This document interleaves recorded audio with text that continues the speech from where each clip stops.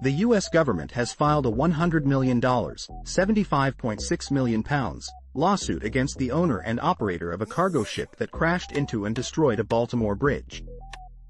Justice Department officials said the companies, Synergy and Grace Ocean, were well aware of the issues with the Dali before it lost power and crashed into the Francis Scott Key Bridge on 26 March, leading to the deaths of 6 people. The government said it cost more than $100 million to clear the estimated 3,000 to 4,000 tons of debris caused by the crash and enable the Port of Baltimore to reopen. Attorney General Merrick Garland said he wanted to ensure that the costs were borne by the companies that caused the crash, not by the American taxpayer. The Justice Department said any money recovered would go towards the costs of reconstruction. The bodies of 6 workers killed as they repaired potholes during a night shift were recovered from the Patapsco River in the days after the disaster.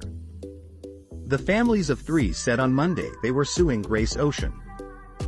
The Justice Department's lawsuit, filed in district court in Maryland, alleges that the ship's electrical and mechanical systems were improperly maintained and that the crash was entirely avoidable. A preliminary National Transportation Safety Board report found that the Dali had lost electrical power 4 times in less than 12 hours before colliding with the bridge. The damage took months to repair and stalled commercial shipping into the port, one of the busiest in the U.S. 20 members of the Dali's crew were stuck on the ship for weeks as it remained entangled by tons of concrete and steel from the wreck.